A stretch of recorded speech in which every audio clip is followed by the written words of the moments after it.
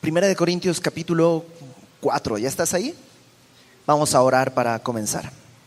Señor, gracias por tu palabra, gracias porque nos permites venir delante de ti y poder escuchar y recibir tu consejo. Ayúdanos a que nuestro corazón reciba, Señor, todo lo que tú quieras decirnos y que así podamos ser transformados y podamos glorificarte. Todo esto te lo pedimos, Padre, en el nombre de Cristo nuestro Salvador.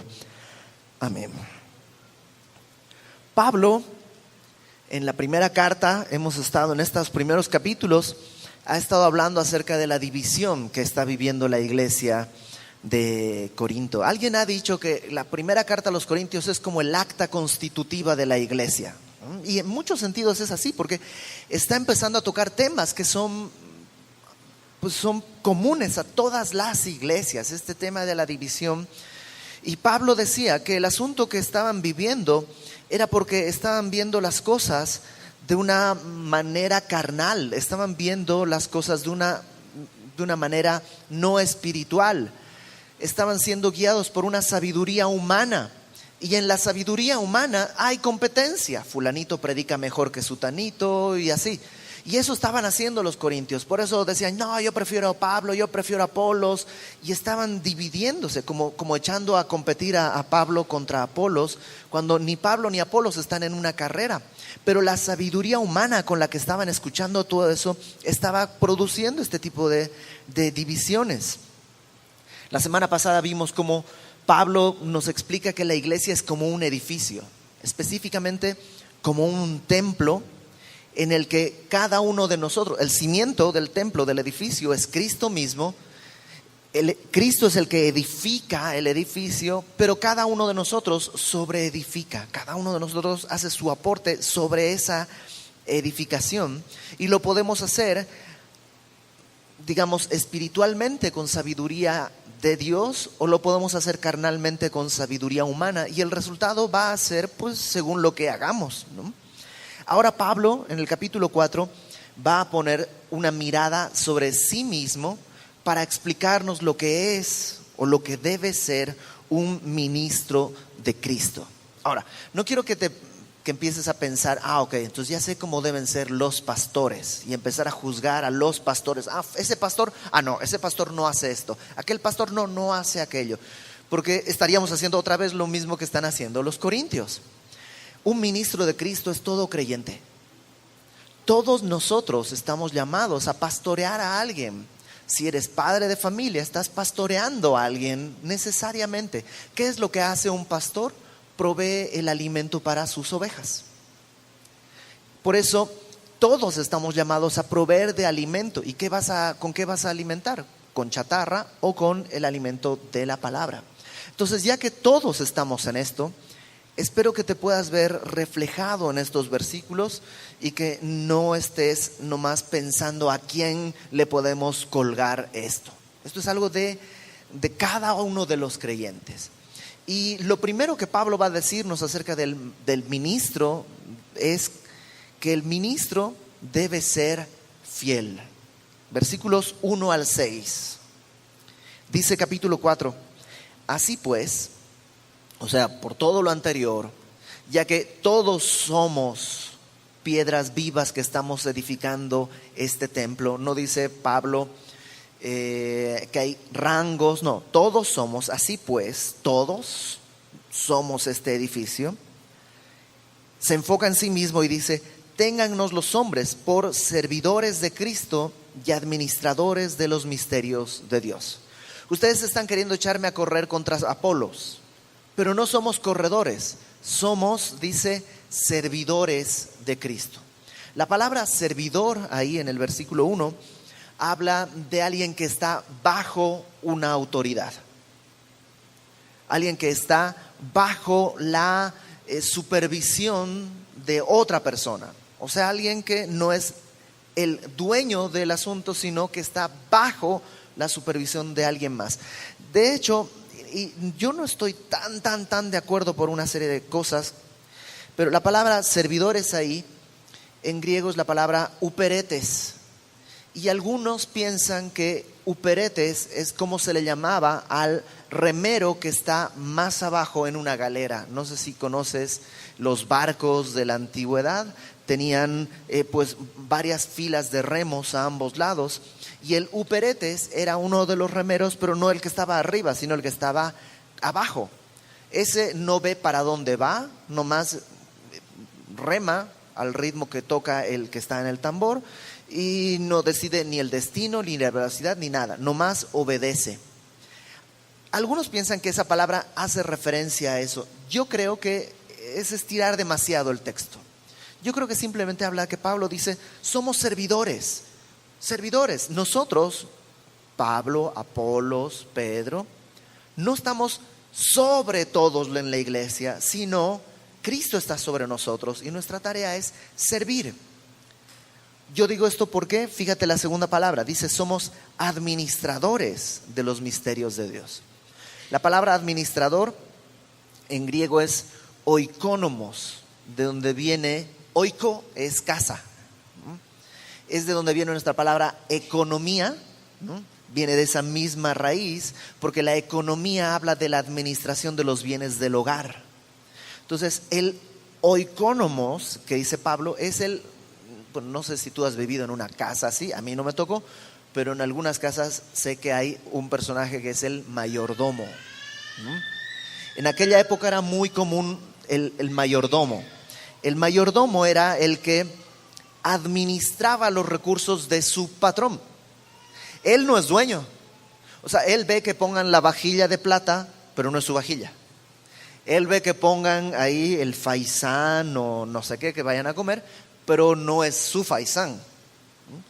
En algún sentido, tiene una autoridad sobre otros siervos de la casa, pero no son sus siervos. Él administra las cosas de su patrón para beneficio de su patrón. Pablo dice, yo, Pablo, Apolos, todos somos servidores de Cristo, estamos bajo una autoridad y somos mayordomos de los misterios de Dios. ¿Qué son los misterios de Dios? Probablemente hace referencia a todas las escrituras. Lo que yo hago es entregar lo que Dios me ha revelado. Lo que hago es poner delante de ustedes las cosas que le pertenecen al Señor. Acuérdate que la iglesia era un misterio. Los del Antiguo Testamento, Primera de Pedro, acompáñame a Primera de Pedro. Ahorita vamos a regresar ahí, pero acompáñame a Primera de Pedro, por favor, capítulo 1. Versículo 10. Primera de Pedro 1:10.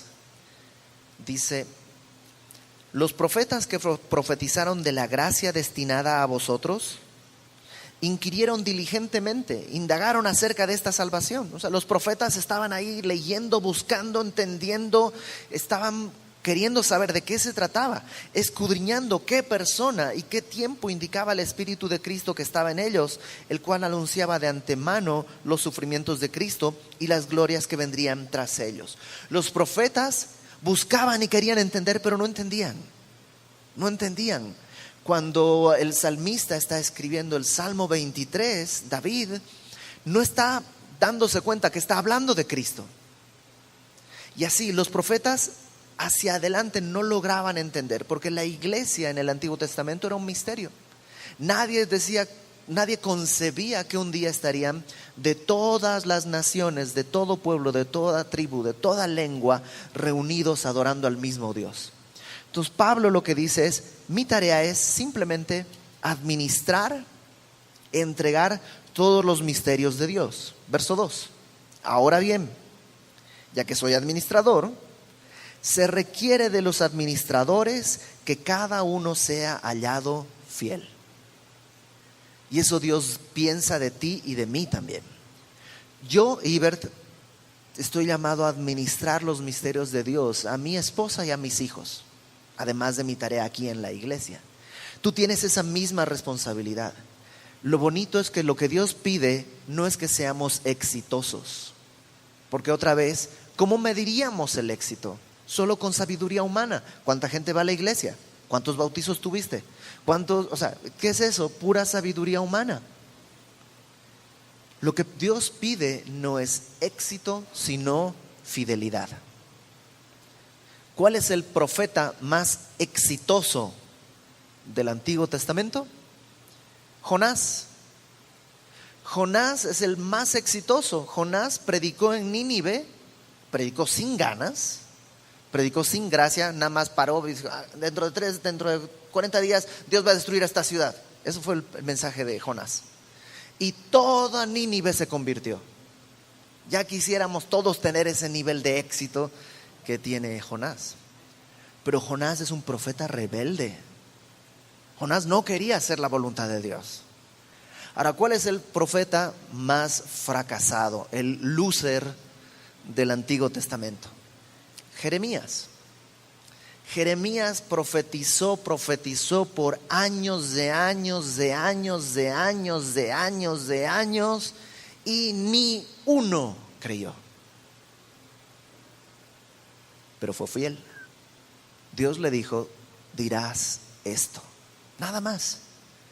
Eso nos da paz. Mi tarea como pastor de esta iglesia no es ser exitoso, es ser fiel. Mi tarea como papá no es ser exitoso, es ser fiel. Tu tarea es ser fiel al llamado que Dios te dio. Ahora, ¿cómo vamos a medir quién es fiel y quién no es fiel? Fíjate lo que dice en el versículo 3. Yo, dice Pablo, en muy poco tengo el ser juzgado por vosotros o por tribunal humano, y ni aun yo me juzgo a mí mismo.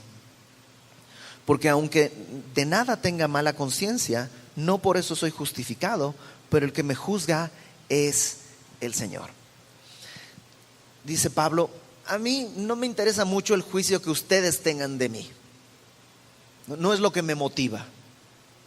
Es más, ni siquiera me motiva lo que el mundo piense de mí. ¿Te acuerdas que la semana pasada hablábamos que la frase tribunal humano literalmente es el día del hombre? No me interesa el juicio del día del hombre. El día de hoy, si tú te pones con toda certeza a decir, soy cristiano, creo en la palabra, creo en el Señor, creo en un estilo de vida que santifica y glorifica al Señor, lo que te van a decir, eres loco, eres un borrego, aleluyo, tonto, bla, bla, bla, bla, bla. Pablo dice, sí, el día de hoy el hombre juzga, pero no me interesa. No me interesa lo que digas tú, no me interesa lo que diga el tribunal humano el día del hombre. Es más, ni siquiera me interesa lo que yo diga. Alguien dice por ahí, siempre de cada uno de nosotros hay 3 opciones. 1, lo que otros piensan de ti. 2, lo que tú piensas de ti mismo. Y 3, la verdad, ¿no? Que normalmente no es ni lo que otros piensan ni lo que tú piensas, sino es otra cosa. Pablo dice, no me interesa nada de eso, porque el que, aunque no tengo conciencia, mi conciencia no me está demandando nada, eso no me justifica. ¿Tú sabías eso? La conciencia no es el último en dar el veredicto. Hay gente que dice, no, pues no sé, yo hago mi conciencia está tranquila. Órale, ¿y? Pablo dice, eso no me justifica. Mi conciencia no es el árbitro final. No es quien lo determina. Es bueno escuchar a mi conciencia, pero la conciencia se puede moldear. Entonces Pablo dice, ni mi conciencia, el que me juzga es el Señor. Ellos estaban juzgando a Pablo y a Apolos, echándolos a correr a ver quién tenía un mejor veredicto, quién era más exitoso. Y Pablo dice, esas opiniones no importan, porque el que juzga es el Señor. Ahora, déjame hacer como paréntesis algo importante, porque es muy común que te digan, no me juzgues, el que me juzga es Dios, ¿no? En la Biblia, la palabra juzgar viene de 2 palabras en griego. Una es crino y la otra es anacrino. Y aunque no sepas nada de griego, el contexto es muy fácil, nos da mucha luz. Una palabra, anacrino, habla de discernir, habla de investigar, de interrogar incluso, ¿no? La otra palabra, crino, habla de dar un veredicto condenatorio. Entonces, sí, tú y yo no estamos llamados a condenar a la gente, pero sí estamos llamados a juzgar. O sea, todavía mi hija está pequeña y espero que el Señor venga este año o el otro, pero si mi hija llegara a los 18 años y viene un día y me dice, papá, mira, conocí a este tipo, ¿no? Y llega en su moto Harley con la chamarra de cuero y, ¿no?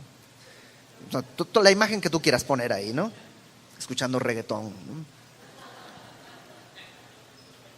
Mi respuesta va a ser, no, de ninguna manera vas a salir con él, ni 2 minutos.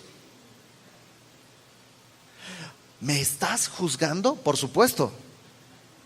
Estoy juzgando una primera cosa. No estoy condenando a nadie, pero estoy tomando un juicio. Tendré que juzgar los frutos. ¿Ok? ¿Quieres tomar un café con mi hija? Primero vas a tomarte un café conmigo, por 1 año. Y luego veremos. Luego veremos. En Mateo 7 está ese pasaje famosísimo que Jesús dice, no juzguéis para que no seáis juzgados. Acompáñame a Mateo 7 para que lo subrayes en tu Biblia y no te chamaqueen después. Mateo capítulo 7. No juzguéis para que no seáis juzgados. Mateo 7:1. Ese es el versículo favorito de quien quiere seguir viviendo como sea y no hacerse responsable. No juzguéis para que no seáis juzgados. Y Jesús ahí usa la palabra crino. No condenes para que no seas condenado.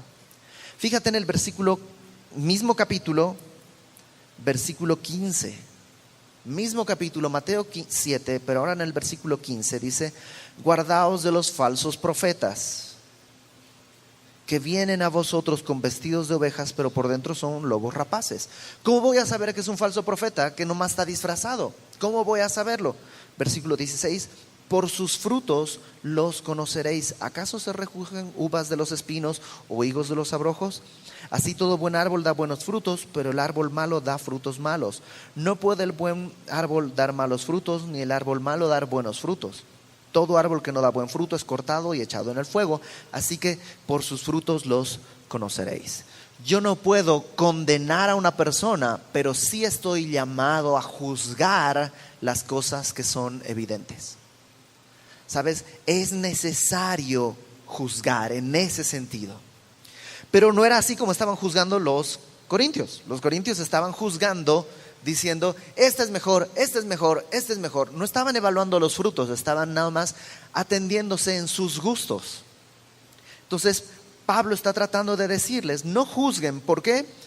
A mí no me importa el juicio de ustedes, no me importa el juicio del tribunal humano y no me importa ni siquiera mi propio juicio. Dios es el que va a juzgar. Verso 5. Así que no juzguéis nada antes de tiempo. Es como que en una carrera, o sea, nos están echando a correr, ya eso es un problema, ya ese es un error, echar a correr a 2 apóstoles a ver quién gana. Y en segundo lugar, están juzgando quién ganó antes de que acabe la carrera. Antes de que acabe la carrera. No juzgues antes de tiempo. Mi maestro de batería me decía, Iber, cuando alguien estudia, no te puedes burlar de cómo toca. Si ya no está estudiando, sí. Pero si está estudiando, no te puedes burlar de cómo toca. Porque qué tal que de pronto se mete a estudiar y empieza a darle y te da la vuelta. No te puedes burlar cuando alguien está todavía estudiando. Eso me decía mi maestro. Y yo sí como que no lo entendía muy bien. Pero sabes, Pablo está diciendo eso. Están juzgando antes de tiempo. Y a veces tú y yo hacemos eso. Dice Pablo, no juzguéis nada antes de tiempo hasta que venga el Señor, el cual aclarará también lo oculto de las tinieblas y manifestará las intenciones de los corazones. Entonces cada uno recibirá su alabanza de Dios. Cristo va a dar el veredicto final, pero no va a juzgar lo que tú y yo podemos juzgar, que son las cosas externas. Cristo va a pesar el corazón. Cristo va a pesar las intenciones de nuestro corazón. ¿Te imaginas? No solamente lo que haga, sino la razón por la que lo hice. Ya habló un poco de esto Pablo. En el capítulo 3, ¿te acuerdas que dijo? Cada quien edificará con oro, plata o piedras preciosas o con madera, heno y hojarasca. Y eso se va a revelar en el día de Cristo. ¿Cómo? ¿Con qué intenciones lo hiciste? No solo lo que hiciste, sino qué fue lo que te motivó a hacerlo. Y muchos de nosotros, pensando que estamos haciendo con oro, tal vez es pura hojarasca, tal vez es pura paja. Ahora, no juzguemos antes de tiempo. Fíjate lo que dice Romanos capítulo 14, versículo 10. Romanos 14, 10. Hablando de cuando Cristo vaya a juzgarnos, porque a lo mejor decimos, pero ¿no que ya fuimos juzgados en la cruz? Sí, en la cruz Cristo juzgó nuestro pecado y nos dio una nueva vida. Pero desde ese día en adelante, todo lo que hacemos todavía cuenta. No solo lo que hacemos, sino la intención con que lo hacemos. Fíjate, Romanos 14, 10 dice, pero tú, ¿por qué juzgas a tu hermano? O tú también, ¿por qué menosprecias a tu hermano? Porque todos compareceremos ante el tribunal de Cristo. Todos, salvos, vamos a estar delante del tribunal de Cristo. Hay varios juicios que vamos a tener que vivir, o a lo mejor que hemos vivido. Uno es el juicio por nuestro pecado. Ese fue en la cruz. Cristo, como lo he dicho antes, ya nos juzgó en la cruz, nos encontró culpables y pagó nuestra condena. Entonces ya no seremos juzgados para eso, ya tenemos vida eterna, los creyentes. Los incrédulos todavía tienen que ser juzgados. Y si no están en el libro de la vida, entonces serán arrojados al lago de fuego eterno. Nosotros ya somos salvos, pero vamos a entregar cuentas de todo lo que hicimos. Dice ahí, todos compareceremos ante el tribunal de Cristo. Y la palabra tribunal aquí no es la que estamos viendo en Corintios. La palabra tribunal aquí es bema. B-E-M-A. Bema. Y bema es básicamente una, como diríamos aquí, se me fue la palabra, donde llegan los corredores y se ponen para recibir su premio, su podio, su estrado, ¿no? Es como una gradita en la que se ponía el que ganaba una carrera y donde le ponían su corona de laurel. Todos vamos a comparecer ante este podium en el que Cristo va a entregar recompensas. Acompáñame a 2 Corintios capítulo 5. 2 Corintios capítulo 5, versículo 10.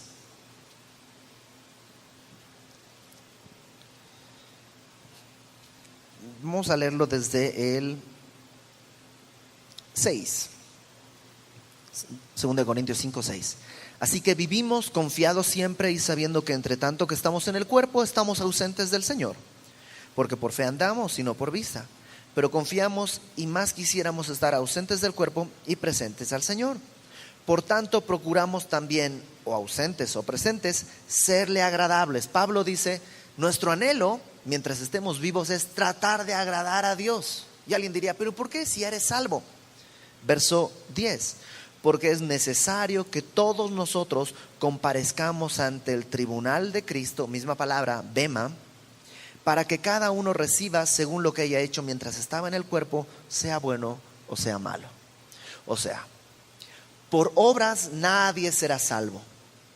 Pero una vez que hemos creído, no es que las obras no importan más. Las obras siguen importando y un día nos encontraremos delante del Señor y recibiremos recompensa o sufriremos pérdida. ¿Seremos salvos? Sí, pero como veíamos la semana pasada, unos saldrán con muchas cosas para presentarlas delante de Dios, otros saldrán así como por fuego, nomás con la ropa y la ropa toda ahumada, pero salvos. Entonces Pablo dice en 1 Corintios 4 que no juzguemos lo que le corresponde juzgar a Cristo. Nuestra tarea simplemente es ser fieles. Ahora esto se pone más difícil, porque si yo tuviera que ser fiel delante de ustedes, es fácil. Es muy fácil ser fiel delante de ustedes. 1 hora a la semana, 1 hora los miércoles, una consejería tal vez 2 entre semana y ya. Eso es muy fácil. Pero Pablo lleva todo esto, que el que va a juzgar nuestra fidelidad es el Señor, y le va a juzgar según el corazón que tengamos. Y eso aplica a cada uno de nosotros. Verso 6. Por esto, hermanos, lo he presentado como ejemplo en mí y en Apolos, por amor de vosotros, para que en nosotros aprendáis a no pensar más de lo que está escrito, no sea que por causa de uno os envanezcáis unos contra otros. Pablo dice, estoy hablando de ejemplo de Apolos y yo, pero aplica a todos. Aplica a todos. Aunque estoy hablando de Apolos y de mí, no estoy hablando solo de mí, esto aplica a todos. Nadie piense más allá de lo que está escrito. ¿Qué es esto de lo que está escrito? Probablemente era una frase en aquella época que básicamente quiere decir: juega según las reglas establecidas. Juega según lo que Dios ya estableció. No trates de burlar a Dios. Y Dios estableció sus reglas en su palabra. Entonces vivamos según lo que está aquí en la palabra, y el Señor va a traer según su palabra el resultado de si fuimos fieles o no. La otra característica que Pablo pone comienza en el versículo 7 hasta el versículo 13 y es humildad. Versículo 7. Porque ¿quién te distingue? O sea, ¿quién te hace distinto? ¿Quién te distingue? ¿O qué tienes que no hayas recibido? Y si lo recibiste, ¿por qué te glorías como si no lo hubieras recibido? O sea, ellos estaban diciendo, no, yo creo que Pablo es mejor, porque cuando Pablo predica tiene una profundidad en su teología, mientras que Apolos es como el alumno de Pablo. Y otros decían, no, pero ¿has visto? Pablo predica muy a lo judío, que no eran muy diestros. En cambio Apolos es como los griegos, y habla y camina en el púlpito y te mira a los ojos y tiene, mientras que Pablo nomás se para y dice Pablo, pero a ver, ¿quién eres tú para juzgar eso? ¿Quién te puso a ti? O sea, ¿por qué te piensas distinto de los demás que puedes juzgar esas cosas? ¿Qué tienes que no hayas recibido? Y si lo recibiste, ¿por qué te glorías como si no lo hubieras recibido? No es que yo juzgue, es que yo tengo una capacidad de entender esas cosas. Ok, supongamos que es cierto. ¿Y quién te dio esa capacidad? Dios. Entonces, ¿por qué te enorgulleces como si fuera algo que tú te produjiste a ti mismo? Es como el buen oído. Es terrible tener buen oído, porque cuando alguien desafina, sientes que te están metiendo un cuchillo por la espalda, horrible. Pero hay gente que no tiene buen oído y que puede disfrutar una maravilla. No voy a decir que cantantes, pero los disfruta, ¿no? Pero qué soberbio sería decir, ay, como los desafinados. Ajá, tú eres muy afinado, pero ¿quién te dio ese oído? Dios. Entonces, ¿por qué lo tomas como si fuera un talento que tú produjiste? El ministro debe ser humilde, porque todo lo que tiene lo ha recibido de manos de su Señor. Fíjate en el versículo 8. Ya estáis, o sea, hay gente que me regaña porque dicen, Iber, tú eres demasiado sarcástico. O sea, y sí, tengo que bajarle a eso. Está bien. Pero Pablo, fíjate Pablo, o sea, si quieres ver sarcasmo, chécate. Verso 8. Ya estáis saciados, ya estáis ricos, sin nosotros reináis. Y ojalá reinaseis para que nosotros reinásemos también juntamente con vosotros. Pablo lo que está diciendo es, pues sí, o sea, ¿quién te dio todo lo que tienes? ¿Cómo los voy a criticar? Si ustedes ya están saciados, no tienen necesidad de nada. Es como si a Pablo le dijeran, Pablo, ¿no ves lo que es la iglesia de Corinto? Tenemos dones, tenemos un edificio, tenemos 3 servicios, tenemos esto, aquello, lo otro. Tú, Pablo, en cambio, pues andas de pueblo en pueblo. Tu manera de hablar, como que se nota que no fuiste a un instituto bíblico de los chidos, ¿no? Y Pablo les dice, órale, pues sí, por lo que veo ya están saciados, no tienen necesidad de nada, ya hasta están reinando. están viviendo todos los placeres del reino celestial que Dios ha prometido. Yo todavía no, pero ustedes ya están ahí, ya están una maravilla. Y Él les dice, ojalá fuera cierto, porque entonces me invitarían a visitarlos en su palacio. Verso 9. Porque según pienso, por lo que yo veo, ustedes están reinando, qué maravilla de iglesia. Pero nosotros, dice, Dios nos ha exhibido. ¿Sabes qué quiere decir exhibido? Acreditar. Dios me ha acreditado. Fíjate cuáles son las credenciales que puede presentar Pablo. Yo soy egresado del Instituto Teológico de no sé qué. Y así estaban los corintios. Y Pablo dice, bueno, mira, mis credenciales son estas. Dios nos ha exhibido a nosotros los apóstoles como postreros, como sentenciados a muerte. Y lo que Pablo está haciendo acá es poner una imagen que era muy común para la gente en Corinto. En aquella época, cuando un general iba a algún lugar y conquistaba un nuevo territorio, al regresar traía todo un espectáculo.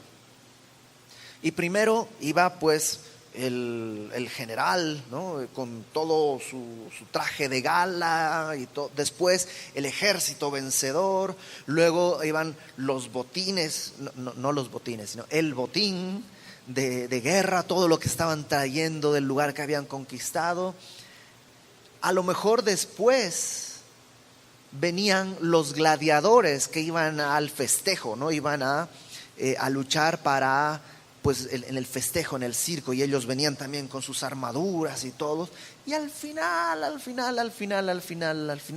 venían los prisioneros de guerra, generalmente desnudos, generalmente encadenados, avergonzados, sucios, desanimados, como la escoria. Y Pablo dice, Dios a nosotros los apóstoles nos ha exhibido como postreros, como los últimos del desfile, como sentenciados a muerte, pues hemos llegado a hacer espectáculo al mundo, a los ángeles y a los hombres. Mi vida no la comprende, ya dijo, no la comprenden ustedes, no la comprendo yo, mi vida es un espectáculo. Acompáñame por favor a Primera de Pedro una vez más, donde estuvimos hace un momentito.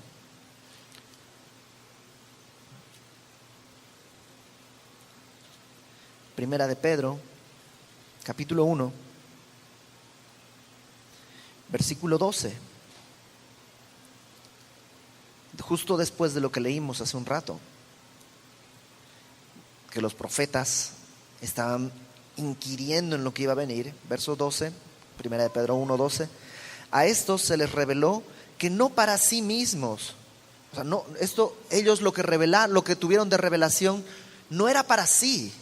Ninguno de los profetas pudo ver esto, sino dice, era para nosotros los que vivimos esta época. Para nosotros administraban las cosas, ¿no? Esto de entregar la palabra de Dios, que ahora os son anunciadas por los que os han predicado el evangelio, por el Espíritu Santo enviado del cielo. Fíjate, cosas en las cuales anhelan mirar los ángeles. Los ángeles anhelan, la palabra mirar es como observar. O sea, los ángeles nos conocen, nos han visto. Y de pronto Dios dice, voy a rescatar a Iber. Y voy a rescatarlo después de ya Iber estando con 27 años, o sea, con una historia de vida terrible. Y Dios dice, es tiempo, lo voy a llevar a México y lo voy a rescatar. Y los ángeles están mirando ahí y dicen, pero a Iber, ¿cómo es posible? Y Dios agarra y me toma y me sacude y me limpia y dice, y ahora lo voy a poner a servir. Y los ángeles dicen, ¿a Iber? ¿Cómo es posible? Y luego Dios dice, es más, lo voy a poner a servir en la iglesia, enseñando la palabra, y va a ser pastor en Semilla. Y uno a otro los ángeles con sus alas se rascan la cabeza y dicen, pero este es el mismo que vimos. ¿Cómo es posible? Y Dios dice, y ahora lo voy a enviar a Querétaro. Y los ángeles no pueden entender la gracia de Dios, porque no conocen lo que tú y yo conocemos. Los ángeles ven a Dios y no pueden entender que tú y yo, sin haberle visto nunca, lo extrañamos. Que sin haber estado jamás en el cielo, sabemos que ahí está nuestra casa, que ahí es donde tengo que llegar. Ese es el lugar donde anhelo vivir. Los ángeles nunca han sentido cómo la lágrima se escurre por tus mejillas cuando Dios te muestra: has vivido en pecado y te duele y dices: Señor, ¿cómo pude? ¿Cómo pude? ¿Y cómo me perdonas? Y ahí estás tú solito en tu cuarto como loco, chille y chille y chille. Y los ángeles miran y dicen: no entiendo. No entiendo. Pero gloria a Dios. Entonces Pablo dice: sí, nos ha exhibido. Nos ha exhibido ante los hombres. Y a ti te ha exhibido ante algunas personas que dicen: ¿por qué eres tan tonto y dejas que te hagan eso? Defiéndete. No, la palabra de Dios dice que el siervo de Dios no debe ser contencioso. Ay, te ha exhibido ante hombres, te ha exhibido en tus luchas, cuando no hay nadie, tú estás peleando contra la tentación y los ángeles dicen: ¿por qué lo hace? Si ya está derrotado, pero ¿por qué sigue mirando al cielo? Verso 10. Nosotros, fíjate sus credenciales, somos insensatos por amor de Cristo, mas vosotros prudentes en Cristo. No, hay que ser prudentes. No quisiera insultarte con mi evangelio. Bro, el mundo no tiene temor de insultar a Dios. ¿Por qué tendría yo que tener temor de decirle al mundo: eres un pecador y Dios te ama? No, hay que ser tolerantes. Menos con los cristianos. A los cristianos no hay que tolerarlos nunca. Esa es la postura del mundo. ¿Nosotros debemos ser tolerantes? Sí, debemos amar al pecador. Amar y servir al pecador. Esa es nuestra vida. Pero nuestro mensaje nunca debe cambiar. El pecador está viviendo en pecado por su propia decisión y no va a salir de ahí mientras piense que es víctima de lo que tú quieras. Va a salir de ahí solo cuando entienda que es pecador, pero que la gracia de Dios se está extendiendo para rescatarle. ¿No es un mensaje popular? No lo es. Pero es la verdad. Y dice: sí, ustedes son prudentes, nosotros insensatos. Nosotros débiles, mas vosotros fuertes. Vosotros honorables, mas nosotros despreciados. Hasta esta hora padecemos hambre, tenemos sed, estamos desnudos, somos abofeteados y no tenemos morada fija. Nos fatigamos trabajando con nuestras propias manos, cosa que para la época era muy deshonroso. El trabajo manual lo hacían los esclavos. Y Pablo trabajaba manualmente para sostenerse.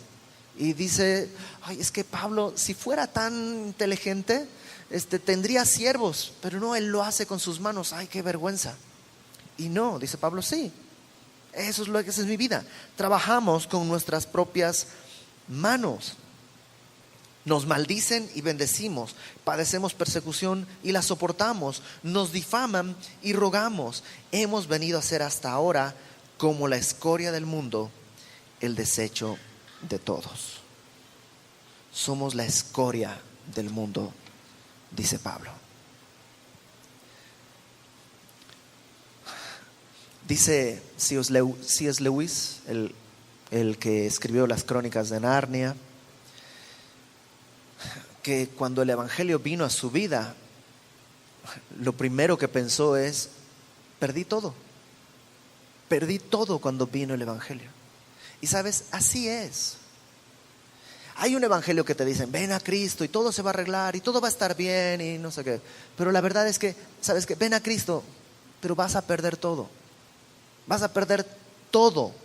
Algunos van a perder hasta la carrera, Otro, porque Dios te dice, te voy a llamar, te vas a ser evangelista, vas a ser pastor, ya, suelta eso. Ya perdiste tu carrera, perdiste todo lo que invertiste en tu universidad, puede ser. Vas a perder amigos, puede ser. Vas a perder salud porque ahora te vas a desvelar. Tengo amigos que de pronto están en el hospital predicando y de pronto tiene una neumonía con un virus demasiado fuerte. Ven a Cristo, vas a perder todo. ¿Quién quiere? A pesar de eso hay gente que dice yo. ¿Por qué? Porque no es sabiduría humana, es Dios llamando. Y cuando Dios te ha llamado, si Dios ya te ha llamado, solamente ten en cuenta estas dos cosas el día de hoy. Número 1, sé fiel. No necesitas ser exitoso, sé fiel. ¿Te ha puesto a trabajar? Sé fiel ante lo que Dios ha puesto en tus manos. Sé fiel en la enseñanza a tus hijos. Sé fiel en la enseñanza a las personas que están alrededor de ti. Sé fiel. Dios va a traer recompensa en el tiempo. Sé paciente con otros. A lo mejor hay otros que dicen, pero fulanito está caminando de manera espantosa. Sé paciente. ¿Qué tal que mañana Dios lo rescata y se convierte en el próximo Billy Graham en América Latina? Y Dios lo usa. Sé fiel, sé fiel. Y número 2, sé humilde. Recuerda, Dios no nos escogió para estar en la cúspide, nos escogió para amarle y porque nos ama.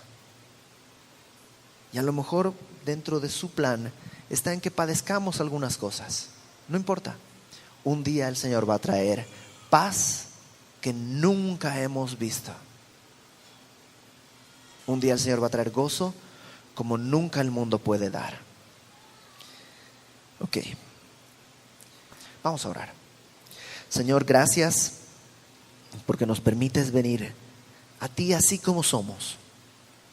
Perdónanos si en nuestra infidelidad hemos buscado, Señor, el juicio humano, queriendo caer bien a los demás o juzgando a otros. Haznos fieles a ti, a la misión que nos has dado y al nombre que nos ha rescatado. Y también danos, Señor, humildad. Recuérdanos quiénes somos, de dónde nos sacaste. Que no lleguemos a pensar que ya estamos saciados y ricos y que ya reinamos, porque solo tú eres el Rey. Y si tienes en tu plan un tiempo difícil, lo único que te rogamos es que tu mano no se aparte de nosotros. Y te lo pedimos sabiendo que nos escuchas, porque pedimos esto en el nombre de Cristo nuestro Salvador. Amén.